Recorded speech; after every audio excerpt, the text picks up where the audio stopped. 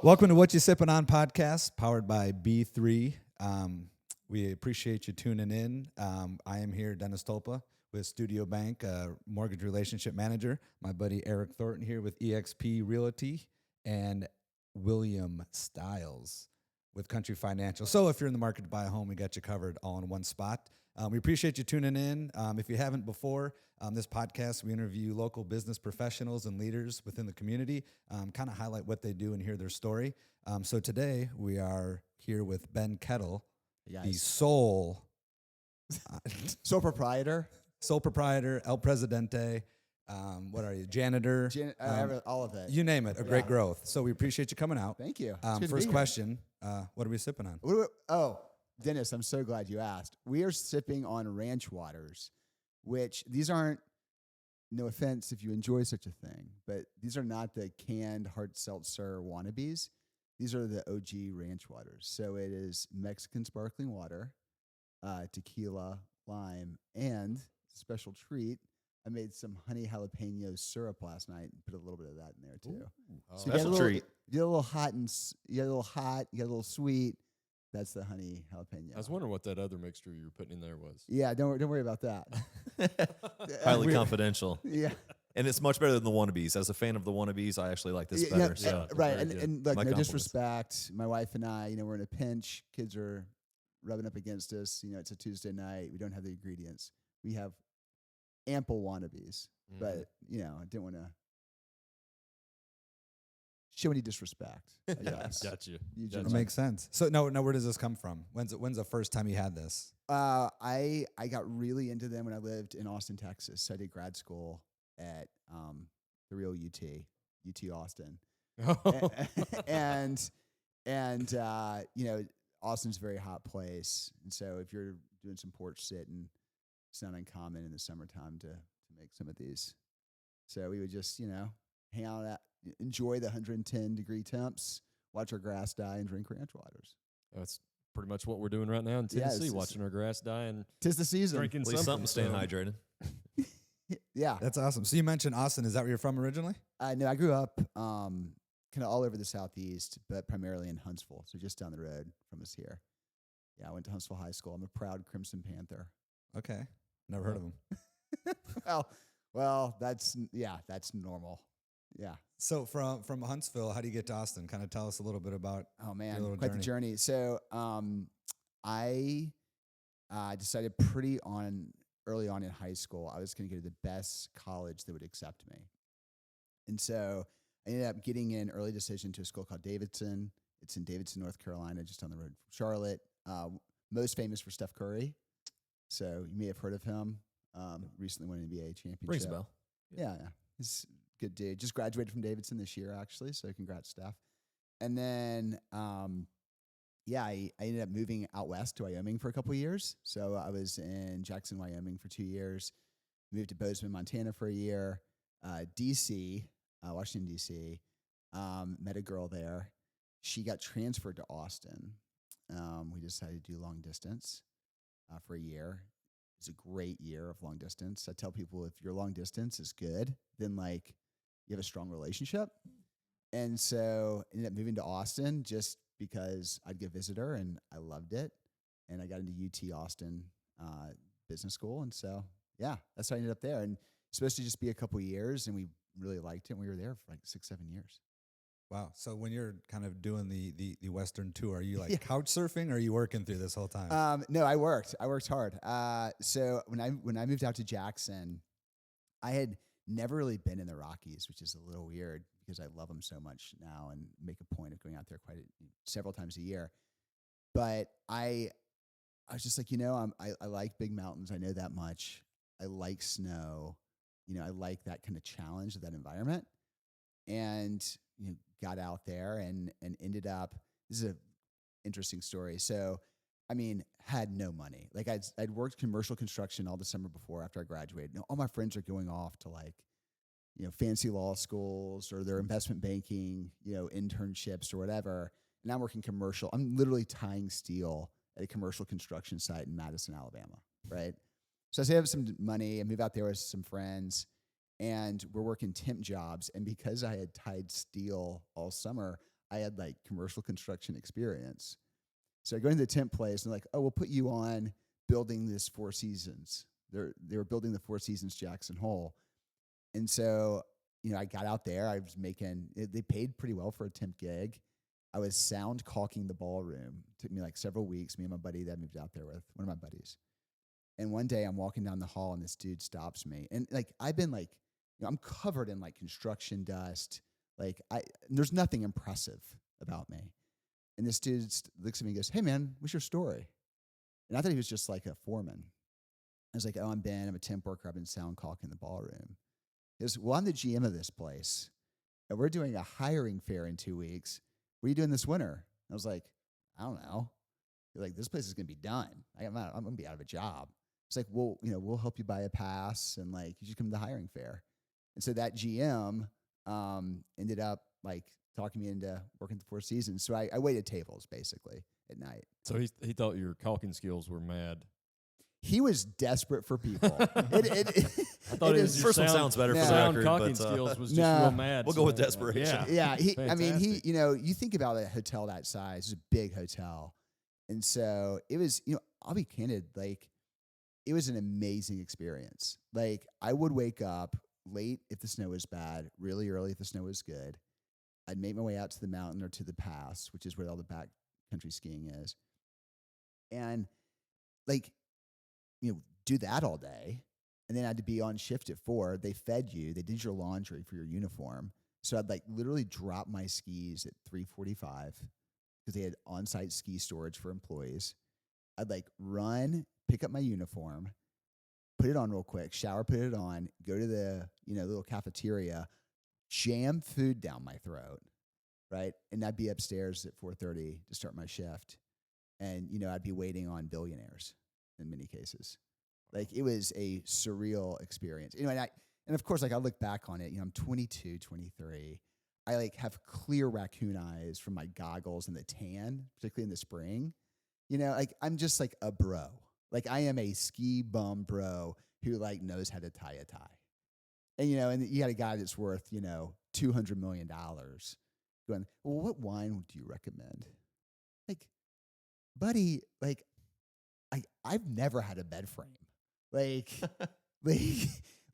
I buy like not Coors Light if I'm splurging, It's just like one of those. But I ended up getting really good at it. It was a great experience because it like really taught you like how to interact with all, particularly in my case, like people that, were crazy successful.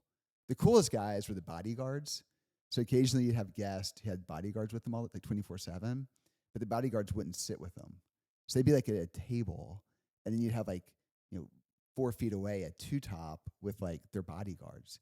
And the bodyguards were the coolest dudes. They were always like, ask me which one of the waitresses were single, if I'd introduce them. They'd like ask me if I wanted to come out with them on like their one night out. And I'd be like, dude, you guys are two. Like, no. Like, I'm a 22-year-old and I'm an idiot, but I know not to party with you guys. Yeah, no. Like, Probably a good decision on your part. Yeah. So I did that. I worked there, and then I did that for 2 years, and then ended up getting a job in Montana, working for a guy. Long story there, but I drove it to Montana. I met him through his daughter. He did affordable housing development in Bozeman, and he needed some help because he was getting all this consulting work. And so he's like, "Why don't you drive up here? You can stay at our house." And then you can come to the office with me the next day, and I'll kind of like talk you through what I need and see if you're the guy for the job. So I drive up there. We are getting ready to go to bed. His wife was lovely. He was there obviously. We finished dinner, and the house starts shaking. So there's an earthquake. I just met these people. I'm about to interview with them the next morning, and like we're in an earthquake together. Like luckily it wasn't too bad. Instant bonding. Yeah, instant bonding, right? Yeah. Yeah. So all the next day I spent with him, and he was basically like, look, what are you making now waiting tables? And I was actually making great money because I'm selling tips and stuff. you had a lift pass. Yeah. Yeah. Like I'm selling like, $500 bottles of wine, right? Like, and I was like, here's what I'm making. He's like, well, I'll pay you a third of that, but I'll teach you how to do like financial modeling. I'll teach you about like how, land development works. And I said, deal. Did you have any interest in that before? Yeah, I did. I I just thought it was like, I thought it was cool. I thought it was an interesting problem. And I knew I was ready to leave when, like, I remember very vividly my first winter out there. It was like a nice day, but the snow wasn't good. And it was like in March. And I was like, I could go ski, or I could go to the library and like find an interesting book to read. And I go to the library and ended up literally checking out. I mean, I don't know what compelled me to do this. Econ textbook. And I read it that day. Like, I like absorbed it. And I was like, man, my brain is starved. Like, I love it out here. It's like physically demanding and challenging. I've got a good like life going, but like I can't do it forever. And so I knew I wanted just something more like challenging like that. And so I couldn't turn down that offer. Those environments that you're in are kind of, motivating, right? I mean, you're waiting tables for guys and gals worth $200 million. Exactly. Like part of your subconscious has to be like, how do I get there? Like, how do I get an ounce Well, I would of that? ask Like, them. what do I, yeah. So, that's kind of got to get the wheels turning a little bit, right? And kind Yeah. of feed that a little bit. Like I remember very vividly, there's this couple, I wish I could remember their names, but it was a husband and wife. They had two little boys who were probably around like 8 and 10, let's say. And they owned like a place there. So they would come down, like they would come several times a winter. He was a huge skier and we knew it. We knew he was legit. He wasn't like there as a tourist. He was like there doing the real stuff that we were doing. And he usually charged to his room, but one day they were checking out and he charged it to his black card. And you guys remember back in the day, like an Amex black card was like a big deal. They were metal. You could feel them. I was like, oh, like this guy. I think you had to have a minimum of 250K or something to get one, even to qualify. And so I was like, God, man, like, I hope you don't mind me asking, but like, you just paid with the black card. You seem like a good dude. And he's probably like 45, right? Like, close to my age now. It's like, well, what's up? What's your story? And he was like, oh, it's like, I'm glad you asked. Like, I went to like Colby College. I was a ski bum in Squall, so out in Northern California. I had a buddy who got like, from school who was in San Francisco doing internet stuff in the late 90s. And like, I got a job like doing whatever and kind of worked my way up and made some decent money before the crash. And like, I'm still in it. Like, I have a fund now. I was like, oh, like, wait, so I can screw off like you did and like still end up okay? And he was like, yeah, like, it's pretty great. So he has a fund now. William might not understand what that is. Can you explain what a fund is?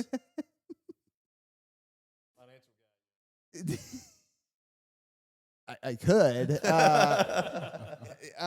But so anyway, yeah, that was like, and it's like that kind of got the wheels turning for me, like initially to be like, okay. And then being in Bozeman, something like 60% of all the income in Bozeman is mailbox money or something. Someone told me, I guess, when I lived there. And I was like, I'm not going to get a job here where like that's a thing I can do. I have to get back to a city. And my boss at the time was like, yeah, if you really want to like learn stuff, you got to go to like a hyper competitive city. And so DC, I had a bunch of friends in DC and just moved there. And that's when you started working for the guy that was in the earthquake. Yeah. So the earthquake guy was like, hey, if you really want to make it, you need to go to a Okay. city. And I had a friend that just happened to get married. And I went to that wedding and saw a bunch of my old college buddies. And I was like, maybe like, okay, like like I like what I'm doing. I need to be in a city. And not for nothing, at the time, it's changed a ton. But at the time, there were maybe 10 dudes for every single girl. I think I went a whole year without talking to a girl who wasn't wearing a hoodie. And it was just like, I am not going to find a mate out here. Like, this is... Sounds like a great city. Yeah, it's like, you're 22, 23, 24. It's like, I had a girlfriend for a while out there. That didn't work out. But like, it's like, okay, I'm ready to like get going and like have a career. So what type of work were you doing in DC then? So this is another kind of good one. So I moved to DC. I had a bunch of money saved up. And a mentor of mine from growing up in Huntsville, a guy named Doug Martinson, he still runs Martinson & Beeson, a law firm, had another guy he was friends with who was in D.C. working for a big consulting company called Bearing Point. It's since folded. It was famous for sponsoring Phil Mickelson way back in the day. But he was like, hey, Andrew's in D.C. You should meet him. Like you guys would hit it off. So I call him up. I'm like, hey, I'm Ben. I'm friends with Doug. Like, let's go out get some drinks.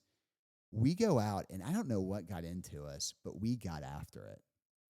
And during the course of the conversation, he's like, dude, what have you been doing in Montana? I'm like, well, I've been doing these financial modeling for this, real estate guy and learning about affordable housing and land codes and how it works and construction draws and all this stuff. He's like, dude, we have like a group that would love you. I know those guys. I'll send them your resume. I was like, okay, fine, whatever. And so we ended up tying one on. What woke me up the next morning was a call from the recruiter of that group. So Andrew had woken up, sent my resume to them, and they called me. Oh, wow. Yeah. And I mean, total, like, talk about right place, right time. Just like the GM of the Four Seasons, like, just, hey, man, what are you up to? Yeah. So that guy, so I get a call from this recruiter. I go into interview. I have to go interview at a top secret facility with the team, this consulting team that's advising immigration and customs enforcement on their real estate strategy. So it's like, I mean, talk about I was like, what am I doing? Like, I'm a year removed from like really being a hardcore ski bum. And like, here I am, like putting on a suit and tie, going into downtown DC, like this top secret facility. Well, I forgot my ID. Mm. So I get there and they're like, ID, please. I'm like, oh, shit, I don't have it. They had to go call the guy who's interviewing me, get him to come out. He was like, well, I can't interview you inside. Let's go for a walk. Wow. The one time you interview at a top secret facility. I Well, I don't know. Forgot Knowing your you, maybe there's ID. more top secret No, facilities. that was my but first. Yeah. But forget your ID. and he and I ended up hitting it off. I ended up working there for 3 years. I got in really tight with the client. The client was this very interesting woman, and her and I became friends. And lots of stories. I mean, that whole period of my life, I look back on it, and I cannot believe I did what I did.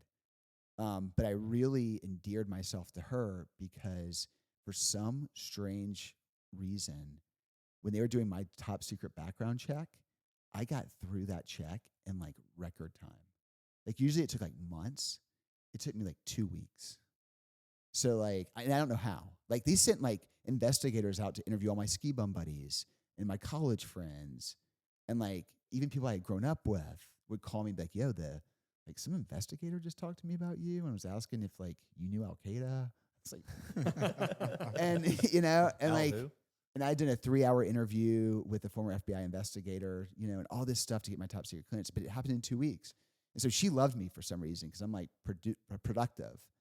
Anyway, I did that for 3 years, and that's actually where I met my wife, Amy. So I was advising detentions and removal, and my wife was advising Office of Investigations. And it was, again, super bizarro. I can't believe I did. I would look back and be like, I cannot believe a year ago I was like eating bolognese, sitting on the floor with my German roommate in Bozeman. And now I'm like preparing reports for the Department of Homeland Security, That's wild. Yeah. That's wild. Did Amy have a hoodie on when you met her? No, she looked great. I still remember what she was wearing the first day we met. She was like, she was 24, maybe. She was super young. I was like 26. Yeah, so she would have been 24. And yeah, it's just a pretty wild experience. And I learned a ton about government and how government works. And I worked really, really closely with a lot of these people that, frankly, put their lives on the line and had to make hard decisions. I have a ton of respect for really anyone in government now. I also know that there's a lot of people in government that are, not good. But the good ones are great because they're like pulling on that dead weight. Yeah. Mm-hmm. So from DC, how do you get to Austin then? Is that your next move? Yeah, so it was pretty clear to me that I wasn't going to live in DC the rest of my life. I just didn't love like wearing a suit every day and like consulting stuff because like we were doing good work, but it wasn't us on the line. You know what I mean? And so I was kind of looking to make my next move, and I was applying to business schools. And Amy, through this program at Bearing Point, got transferred to Austin.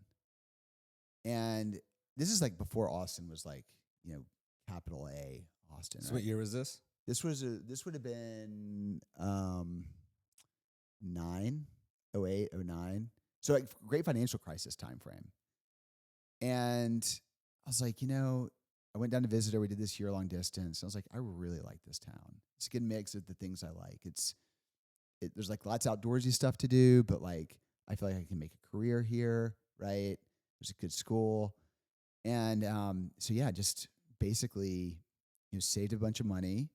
I quit my job. This is wild.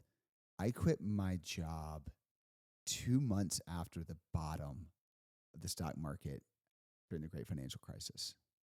I remember like looking at the Dow, and it was like down like around 6,000 or something, and be like, you have got to be insane to quit your well-paying, secure job in this market.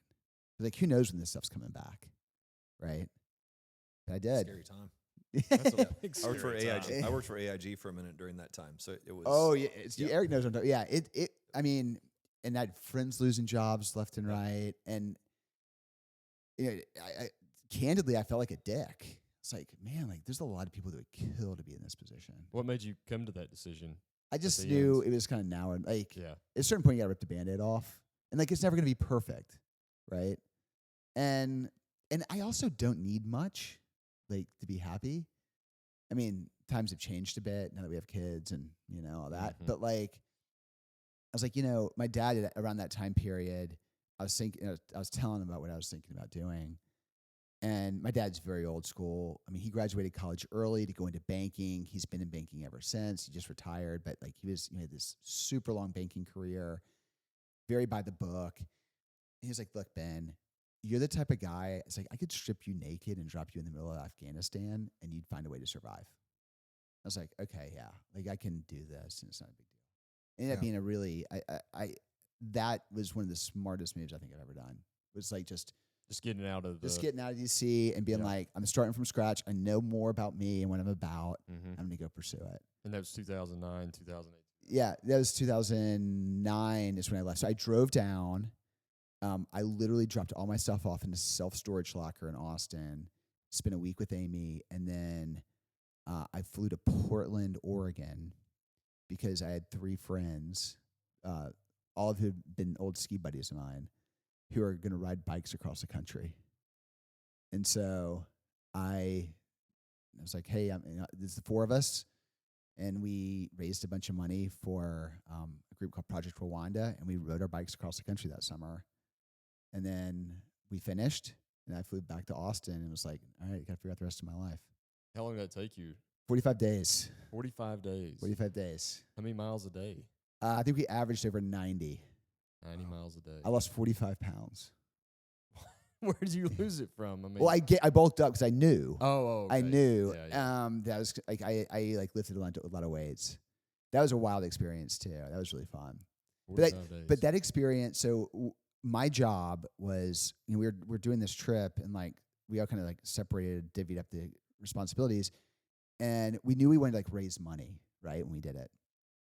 And so this is like, again, like the internet and like social media were just becoming a thing, right? Or the internet's already a thing, but like social media was just Social becoming media, a thing. yeah. And so I was like, oh, I'll like play with this and see if we can like raise money and see who I can meet. And, I'll join Twitter, which is like, I'm like one of the first people on Twitter, I think. And anyway, I really enjoyed that part of it. And I was like cold calling potential sponsors. And like some of them went for it. I was like, this is nuts.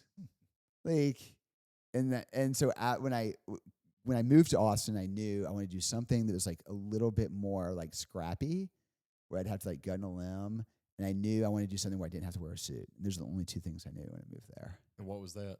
What I ended up doing? Yeah. So I ended up meeting this guy that had a cupcake stand. He had 3 locations. His name was Wes Hurt. I think, you guys may have heard about him before. But Wes and I meet him, and he's like, look, I got this cupcake stand. I want to grow it. I think it'd be huge. This is like before food trailers were really a thing. You guys remember like there's a very much a like 2010, 11, 12, 13 thing, where like food trailer parks and all that. I mean, they're still around, and so he's like, hey man, why don't you come help me grow this thing? And I was like, cool. I'm doing grad school, here at UT Austin soon. And like, if you're flexible, you can make it work. He's like, yeah. He's like, I can only really pay you for the first month. So your first job is to figure out how to make enough revenue enough profit from that revenue to where I can afford to pay you any kind of salary. I mean, not like 20K, but like anything. And so it just so happened that after I went to work for him, the next weekend I started grad school, or the next Friday I started grad school. The very first class I had was marketing. We talked about pricing, and there's this whole thing on pricing is like a whole realm, right? But basically, if you can increase prices by X% and keep your costs the same, then like your profit goes up by like much more. I was like, oh. So literally that Monday, I get back into the Hey Cupcake office, and I call up our sign guy, and I ask for some 75-cent stickers. So the cupcakes were either $2 or $2.25, and I made them all $2.75. That was my first move, and that paid my salary for the rest of my time. So you increased it 50 cents? 50 cents a cupcake, and that paid my salary. And Wes was like, and it had there's no price sensitivity. Like sales actually went up. And so like Wes was like, all right, well, I got to hand it to you. Like that's how you're paying yourself. So what is it about? So this GM, you're caulking a ballroom. Yeah. GM, John Dutton takes a chance on you next. Yeah. John Dutton, yeah. Then you're in DC. Like there's this recurring theme where people are just willing to take a chance on you, and you're willing to take a chance too. Have you ever sat back and kind of looked at that trajectory? Look, I candidly, I think part of it is because I'm like a friendly white dude. Like I come across as like pretty non-threatening. I think I come across as like intelligent enough. I think part of it too is like when I'm in the mood to be opportunistic, I'm very opportunistic. And I'm not afraid to say no. And I've got, I recognize this now in hindsight, but like I'm very curious about like why people make the decisions they make. And if I have enough time with someone, I'm going to figure those things out. I think people appreciate that, right? And like I'm not afraid. Like I actually said this to a group I consult with. Like I'm not afraid just to cold call someone. Be like, hey man, I really like this thing you're doing. Like, tell me how you're doing it, right? And like that gets a good response. Yeah, you know. So when you're making these decisions, how do you mitigate risk at all? Like, I mean, there's obviously a risk that you take. Is that part of your thought process, or is it just like? It is. I mean, part of it is like reduce your expenses as close to zero as possible, right? So like, I remember towards the end of my time in DC, I was like, I want to save more money. So a buddy of mine was like, hey, my parents have to go live in Toronto for 6 months. And so my house in Bethesda, Maryland is going to be empty. I'm going to be living there with my brother. I realized like your commute now is 4 times longer, but do you want to come live with me? We have a pool. And I'm like, sold. Yeah, sold. Like I'll go live with you and like save that money on rent. Right. Like I just, I had this rule up until Amy and I got married that if I moved, all my worldly possessions could fit in a car. So I just like light and fast, man. Light and fast. And like, that's one way to mitigate risk. I was good at saving. So I remember when I lived in DC and in Austin for years, I used to track the exact amount of money I needed to survive a day all in. So I'd write down all my expenses, divide it by the number of days in the month for that month, and like try to figure out like, okay, it's whatever, it's $50 a day all in. How can I get it to 40? How can I get it to 30? And like not really like dramatically impact my lifestyle. Interesting. So like that's how because like, what am I responsible for? I even have a dog. Mm-hmm. You know, like most of that stuff I love to do. I mean, I love riding my bike. That's expensive, but like, that stuff was already paid for. I didn't have a car in DC. I didn't have one in Austin for a long, long time. So what do you do now with kids? Because they're expensive. I mean, that's got to. Well, now I got to make a lot more money, Dennis. Yeah. I mean, that's really the short answer, right? And like we've spent, like you know about our house and renovations, everything. You have to build a bigger cushion. And Amy and I had this conversation before we got married. I was like, look, here's the deal. You crave security, you crave process, all that good stuff. I'm not that way. So here's the you you like do the thing where you get 3% raise a year and every 4 years you get promoted and like your health benefits are always really great. But I'm going to take some cuts. I'm going to take some swings. And to date, that has served us both very well. Because like she feels secure. You know, if I got hit by a bus, we could like live on her income for a long, long time. I feel good because I get to take these swings. And candidly, financially, it's worked out in her favor, like pretty overwhelmingly, right? So it's like, there's different strategies for it, right? Yeah. I never I've never missed a credit card payment, right? Like just trying to be smart about it. And yeah, I'm fortunate, like timing wise, I've done like we bought in Austin at the perfect time. We bought in Nashville at the perfect time, right? Like Some of that is luck. yeah, it's just lucky. Yeah, like I I've mean, been you're smart, really but, lucky. I mean, yeah. Like, I mean, I when I lived in DC, we lived in this great row house, me and two other guys, and the owner calls me up one day. This is when I'm thinking about moving. And he's like, hey man, we're putting the house on the market. Now, to give you guys some context of this neighborhood, this was not a place people went probably a year before we moved in. It was like hardcore, like edge of the city. Now it's like, you know, God knows. It's probably like Lululemons every 20 minutes, every 20 feet. But like, and he was like, hey, we're thinking about selling the place and we're going to sell it. You know, we were going to ask 660, but I know you love the place. Are you interested in buying it? And my sister at the time had moved to DC and she wasn't living there. She wasn't living with me, but she was living in the city. And we went out to dinner and I was like, hey, I'm leaving to go follow Amy. But if you're in, like, I have some money saved up. We could like buy this place and then you could rent it out to your friends and be like the landlord, right? And like, I think it's going to blow up. And she was like, yeah, I think so too. But like, that's a lot of money and blah, blah, blah. So anyway, we didn't buy it for 660, but 2 years later, that same piece of property sold for 1.2 million. Wow. And then like 3 or 4 years after that, it sold for 2.1, 2.2. So like I've missed stuff too, right? Like, but you know, that was a prudent decision. Like it was too risky. Yeah. And I was like, Calculated risk. yeah, like I was like, I'm moving to Austin. I don't have a job. I'm starting grad school. I'm about to take student loans. Like, I think it's cool just being in a position to make that decision for yourself instead of a hard no. I can't afford it. I've got nobody. well, yeah, You made that decision on your own. It was a calculated decision for you to move on. but I was in the position to Austin. at least entertain it. Exactly. Yeah, and my sister, like I knew my sister wanted to buy property, right? And like she was starting her career. She's a couple years younger, and so it's like how much do you have saved up? She's like, oh, I got this. I'm like, I got this, and we could like maybe scrounge it together, and like we could, I could dip into my 401k or whatever. I don't know, like we did the math, and we like had a napkin. We're like, all right, we did this. Like, what would rent be? And Yeah. I just don't want it to go unnoticed, though, that, I mean, it's like that whole preparation meets opportunity, I think, unless I'm pulling that out of thin air.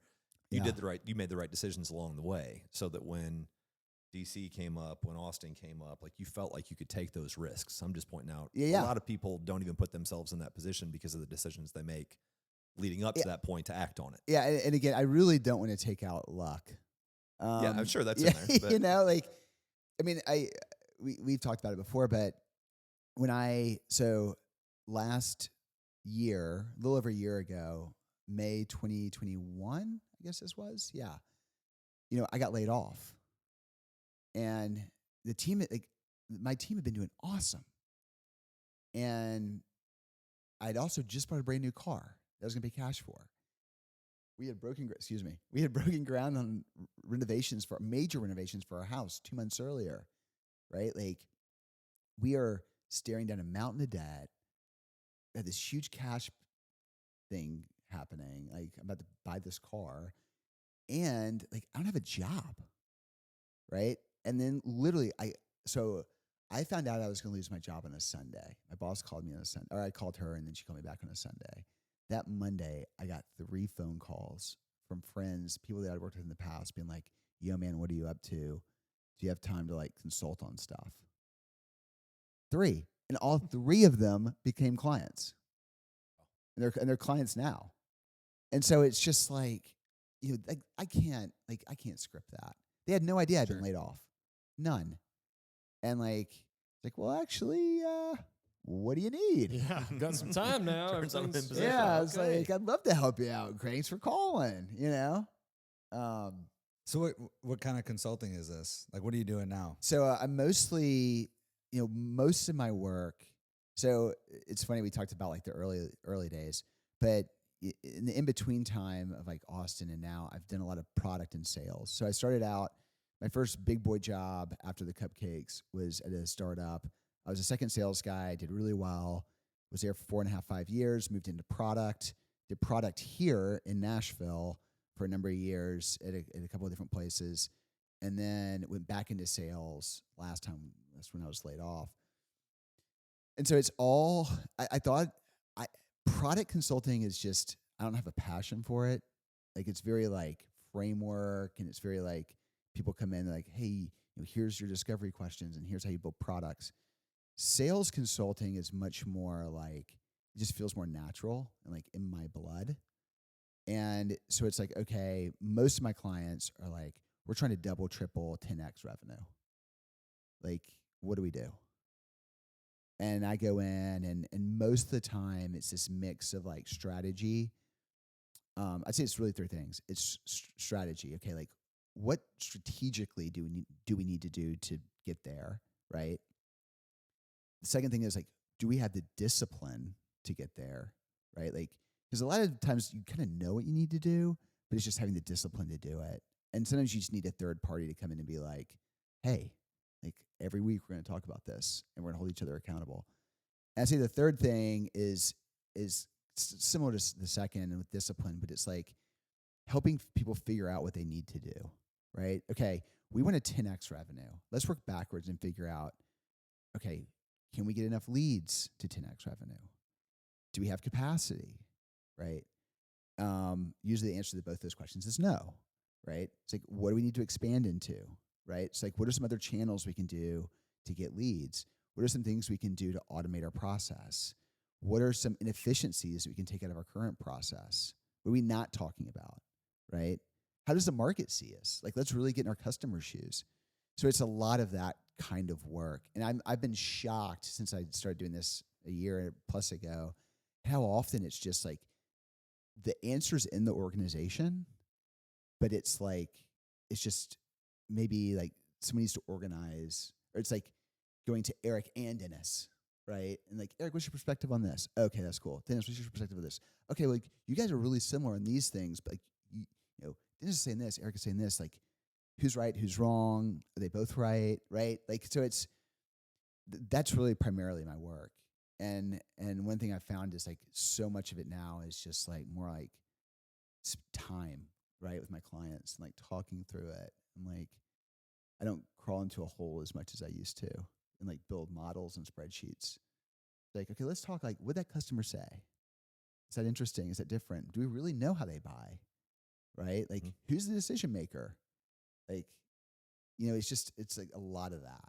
What's your time frame when you work with a new client? You mean like time wise, like 6 months, a year, 18 months? So it's funny. I'm more like, because I tend to be like, I'm less strategic and more on implementation. I feel like just naturally, all my clients are on retainer right now. So it's, in a lot of ways they're paying for discipline.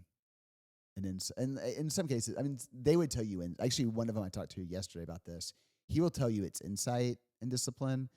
I think it's way more discipline than insight. Discipline, how so? Like, let's say that Dennis is a sales rep at a company I'm advising, and like he knows what to do. Like he's been trained well enough, kind of knows, but like he wakes up with a hangover, or he can't sleep one night. About right. Yeah, thanks, Willie. or whatever, right? And it's like, it's really easy to let that little stuff slide. Like he knows he needs to make, let's call it 10 cold calls a day, but the kid's sick, right? And so he can't do it. So he just doesn't do the 10 that day. And the next day, he like knows he should know someone's thought process and decision criteria, but he's on the phone with them and he doesn't ask. And he's like, well, it was probably the same as the last one. So it's just like at a very granular level, that's what I mean by discipline. At a more kind of like company-wide strategic level, it's the CEO going to like a sales leader or to the VP of marketing and being like, hey, your leads are down 80% this quarter and our sales are down 80% this quarter. It's like, what's the plan? Okay, there's the plan. Let's talk through how it's going to work. Let's like have checkpoints. It's just a lot of that. That's really what I mean. Like, just like, it's really easy just to do the day-to-day, right? Like fall into the rut. And it's just like, the example I always use is like, I played football in high school. I lifted weights. I lifted weights in college. I lift weights now. But like when I have a coach or someone putting together a plan for me, like I don't have to think about it. They hold me accountable. Like I just get to like do the thing, right? And like I know I'm accountable to that person. And they're going to text me and say, "Hey, did you do this? Did you do this?" And it's like I know what to do. Like I know like I could design these plans if I sat down for an hour. Like, I don't. It's funny to me whether you're somebody like us or whoever closing 2 deals a month or $2 billion a month, like mega corporations, right? It's the same problems at the end of the day. It's just at what scale are we talking? Just because they've got CEOs and CFOs doesn't mean that they have it all figured out and things just hum along without any effort or coaching or accountability from somebody like yourself. I'm with you there, Eric. I mean, it's funny. I have a CEO, one of my clients now, who's really challenging me. This guy's been running. He's had the company for a decade. Brought in some outside capital, and he's really challenging me. He's like, "What are standards of performance?" And like, part of me is like, "Dude, you've been doing them for 10 years." But he's like, his whole thing is like, "But like, I've never had a leader like you helping me with this, right? And that your job is to like motivate and set high goals and help the team hit them. And you have time, energy to focus on that. I don't, right?" And so he's been pushing me. It's been this really interesting because like I'm rarely in that seat now, right? But it is this really interesting, like, he's working on it at his level, right? He's now like having me work on it at like a sales team level. And now I'm going down to the sales team level and I'm doing it. And you almost need like all three of those things to be working. Because if he wasn't holding me accountable or no one was holding him accountable, right? Like nothing would happen further down, right? So it's like, yeah, it is. It's just like you guys. Like you guys have your businesses, right? I don't have to tell you, like the real estate market, the mortgage market has had some bumps in the road lately, right? And you get this choice that can be an excuse, and it's pretty daggum good one. Or you can be like, okay, what habits do I need to change to adapt to this new reality, right? And it's the same thing that, a lot of the startups are having, conversations startups are trying to have. Like, hey, capital used to be cheap and easy. Now it's not. Like, what do we need to change from a discipline perspective?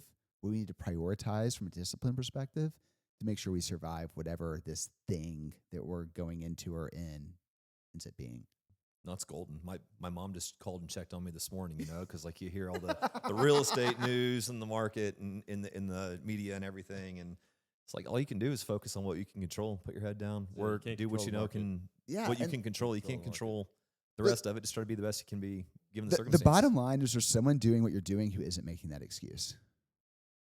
Like that's the bottom line. And so you can, and I'll be honest, 90% of the things in my life, I am more than willing to make excuses for.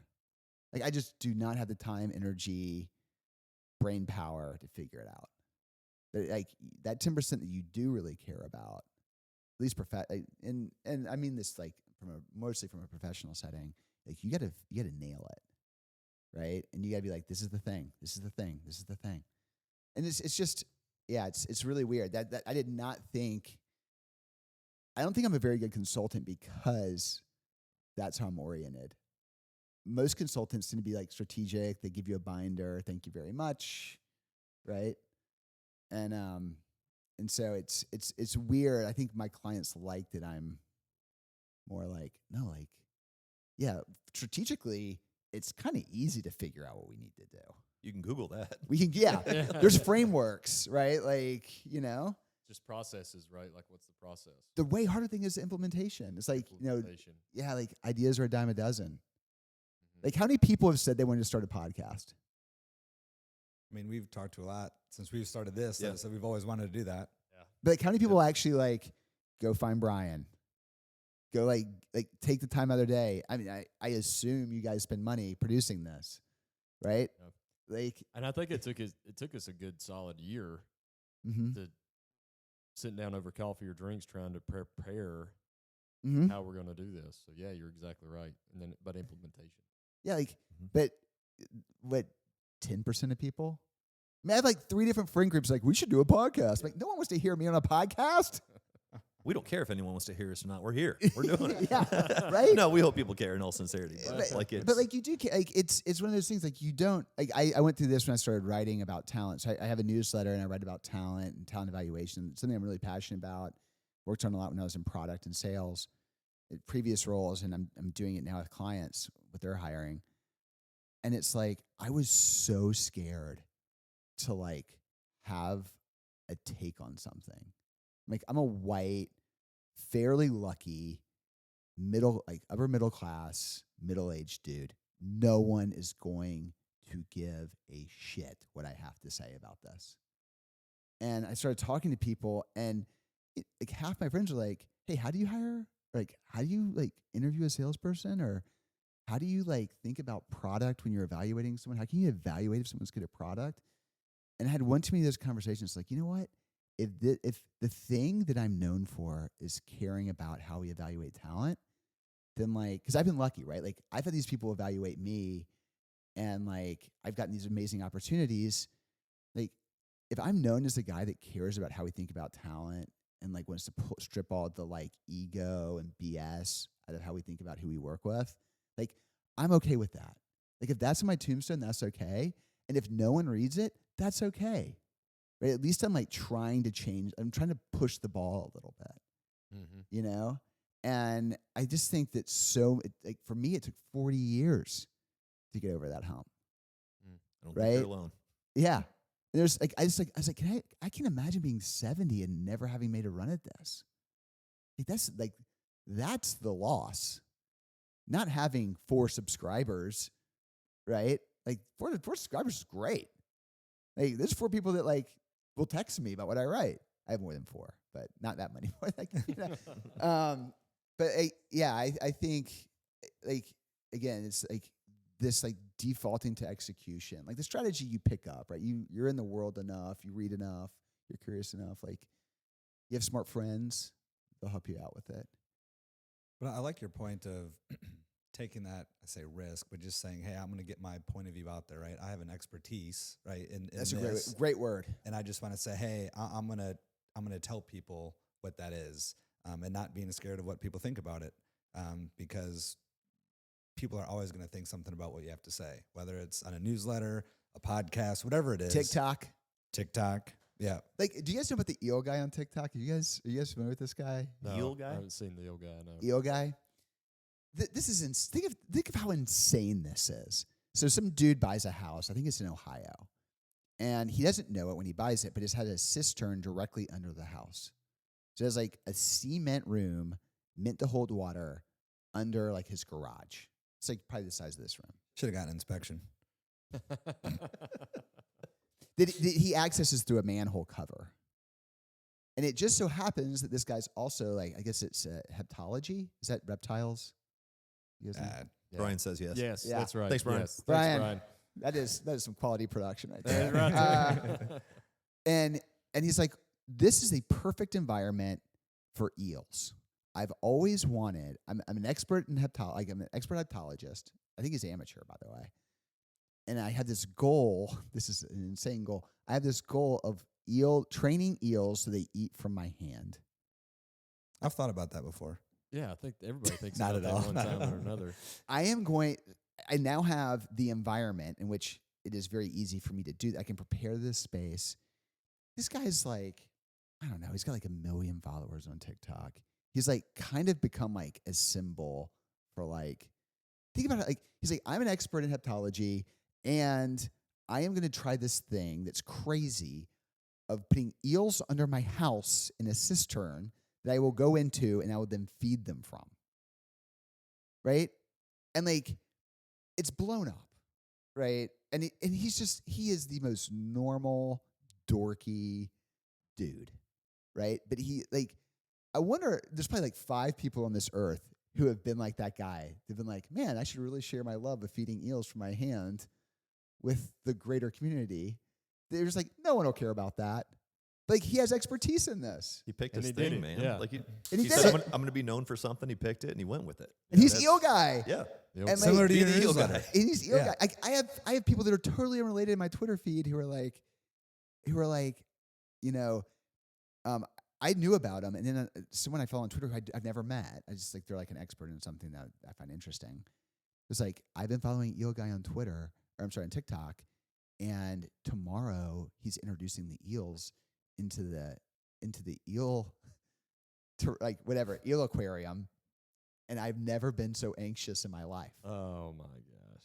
Okay. And it's just like one of those things. It's like, Let's put it out there. Have his own Yeah, reality but- show next. Yeah. but the dude, he has expertise and he executed, Yep. and God bless him. You Wow. know, God bless him. That's awesome. Be the eel guy. Our new motto.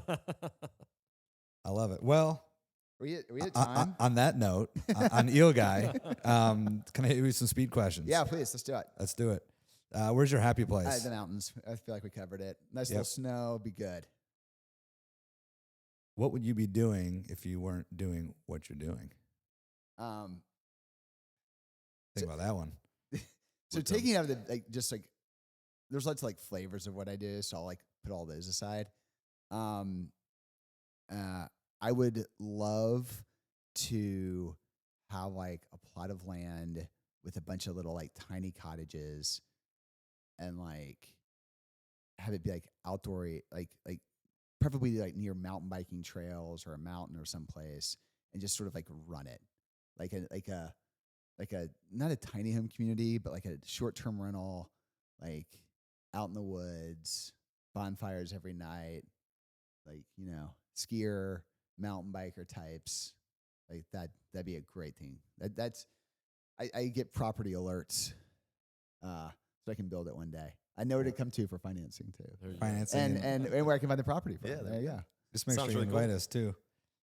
Who is your hero or person you look up to the most? There's a couple. Every year I reread a book called The Good War. Highly recommend it. It's by a guy named Studs Terkel. Won a Pulitzer, I think, back in the 80s. And it's an oral history of World War II. And it is so fascinating. Everyone he talks to, like he talks to people that are on the home front, Pacific theater, European theater, getting their perspectives. And it is like this really like interesting view into like what America was like then, and opportunity, and like what these people believed and what they valued. And I just love the way he puts it all together. And my other one is, I've talked about him before, but Charles Ives. So went to Yale. His dad was a band leader or whatever during the Civil War. He went to Yale, studied music, and was on the baseball team or football team. He was like a total bro. He's like this jockey dude at Yale. Graduates, ends up basically inventing estate planning as we know it. Interesting. And then in his spare time, he composed because he studied music in college. His dad had brought him up with music, and secretly composed. His family found his compositions. I want to say when he was really old. I don't think he was dead yet, but they were like, "Oh my God, like these are really good." And he's now more or less considered the foremost composer of modern music in the U.S. and did that all while raising a family and inventing estate planning and being a former athlete. Wow. Like Wow. that is well-rounded. Like, it doesn't Got come it much. all. Yeah. He picked Wow. a few things. Yeah. Yeah. All right, last one. If you had a superpower, what would it be? Oof. Flight, man. Wouldn't that be cool? Superman. Yeah. Not even like the strength and all that stuff. Just be cool to fly. I like it. With you. That's it. That's what we it. got today. We appreciate you coming out. Thanks. Thank Cheers. you all for watching and listening. Tune in to, we got YouTube, Spotify, and Apple Music now, or Apple Podcasts. I'm sorry. Thanks to Ben coming out. We appreciate it. Thanks for the drinks. Thanks for Brian Holloway for doing the behind the scenes and giving us a little insight on the technical word for a reptile doctor. Something. You Anyways, gotta feel thank you all for coming out. Cheers. Cheers. Thanks, y'all.